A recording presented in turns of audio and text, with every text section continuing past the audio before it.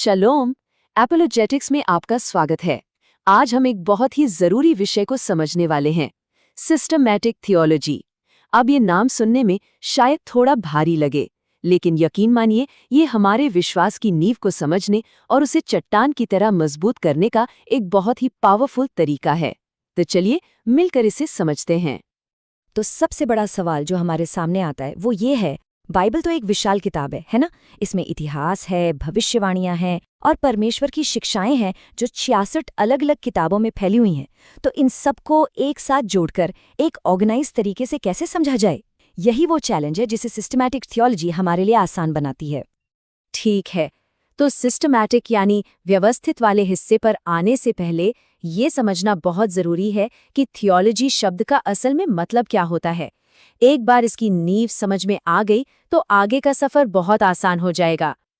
देखिए, थियोलॉजी शब्द दो ग्रीक शब्दों से मिलकर बना है। पहला है थियोस, जिसका सीधा सा मतलब है परमेश्वर, और दूसरा शब्द है लोगोस, जिसका मतलब है अध्ययन या ज्ञान। तो जब हम इन दोनों को एक साथ रखते हैं तो थियोलॉजी का मतलब बनता है परमेश्वर का अध्ययन। ये सिर्फ कुछ नियमों की एक लिस्ट नहीं है, बल्कि इस बात का एक गहरा अध्ययन है कि परमेश्वर कौन है, उनका स्वभाव कैसा है, उन्होंने क्या क्या काम किए हैं और हम इंसानों के साथ उनका रिश्ता कैसा है। ये हमारे विश्वास का एकदम कोर है, उसका आधार है। तो अब हम थियोलॉजी को समझ गए हैं, है ना? चलिए अब अपने मेन टॉपिक पर वापस आते हैं। ये सिस्टमैटिक थियोलॉजी क्या है? ये थियोलॉजी को एक कदम और आगे ले जाती है और उसे हमारे लिए बहुत ही प्रैक्टिकल बना देती है। सिस्टमैटिक का मतलब ही है व्यवस्थित। इसे ऐसे सोचिए जैसे एक बहुत बड़ी जिक्सॉ पजल हो जिसके टुकड़े हर जगह बिखरे हों। बाइबल की शिक्षाएं भी उन 66 किताबों में कुछ इसी तरह है।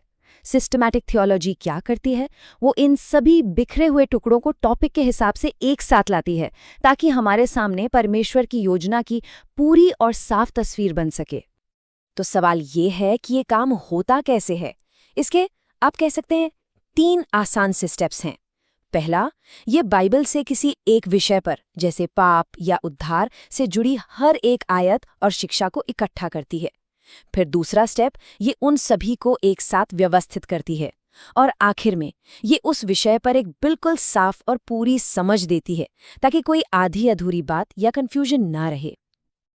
अब देखते हैं कि सिस्टमैटिक थियोलॉजी बाइबल की इन विशाल शिक्षाओं को किन मुख्य भागों या कैटेगरीज में बांटती है। इससे हमें परमेश्वर के वचन की पूरी चौड़ाई और गहराई को समझने में बहुत मदद मिलती है। सिस्टमैटिक थियोलॉजी इन शिक्षाओं को कुछ मेन कैटेगरीज में बांटती है, जैसे कि थियोलॉजी प्रॉपर, जहां हम सीधे परमेश्वर के बारे में सीखते हैं। फिर है क्रिस्टोलॉजी, जो पूरी तरह से यीशु मसीह पर फोकस करती है।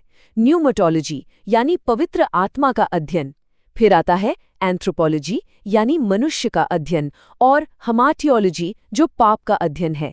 इसी तरह सोटीरियोलॉजी जो हमें उद्धार के बारे में सिखाती है, एक्लीसियोलॉजी कलीसिया के बारे में, और एस्कैटोलॉजी अंत के समय के बारे में। हर बड़ी सच्चाई को व्यवस्थित रूप से समझा जाता है। तो अब ये सवाल जरूर मन में आ सकता है कि इसकी जरूरत क्या है? क्या सिर्फ बाइबल पढ़ना ही काफी नहीं है? ये बहुत जरूरी सवाल है। चलिए देखते हैं कि ये ऑर्गेनाइज्ड अप्रोच हमारे विश्वास के लिए असल में इतनी मायने क्यों रखती है। देखिए, इसका महत्व बहुत गहरा है। ये हमें बाइबल को टुकड़ों में नहीं, बल्कि एक पूरी सच्चाई के रूप में समझने में मदद करती है। इससे हम हर तरह की गलत शिक्षाओं और कन्फ्यूजन से बचते हैं, जो अक्सर आधी अधूरी जानकारी से ही तो पैदा होती हैं। ये हमारी अपनी आस्था को ठोस बनाती है और हमें इस लायक बनाती है कि हम दूसरों को भी सच्चाई सही तरीके से समझा सकें। और शायद सबसे महत्वपूर्ण बात यही है, सिस्टमैटिक थियोलॉजी सिर्फ किताबी ज्ञान नहीं है। ये हमें इस काबिल बनाती है कि हम साफ तौर पर जान सकें कि हम क्या मानते हैं, और उससे भी ज़रूरी, हम ऐसा क्यों मानते हैं। ये हमारे विश्वास को एक मजबूत बौद्धिक और आध्यात्मिक आधार देती है। आखिर में इस बात को याद रखना बहुत ज़रूरी है, सिस्टमैटिक थियोलॉजी का असली मकसद सिर्फ जानकारी इकट्ठा करना नहीं है, बल्कि ये परमेश्वर को और भी ज़्यादा गहराई से और भी पर्सनली जानने का एक जरिया है। ये हमारे मन को हमारे हृदय से जोड़ती है। आज तो हमने सिर्फ इसका एक इंट्रोडक्शन देखा है। अगर आप चाहते हैं कि हम इसकी हर एक ब्रांच को, जैसे क्रिस्टोलॉजी या सोटेरियोलॉजी को डिटेल में समझें, तो नीचे कमेंट्स में यस ज़रूर लिखिएगा। आपकी प्रतिक्रिया से ही हमें पता चलेगा कि आगे कौन से विषय लाने हैं। और हाँ, अगर आपको ये जानकारी अच्छी लगी हो तो हमें सब्सक्राइब करना ना भूलें, ताकि आप कोई भी वीडियो मिस ना करें। शालोम।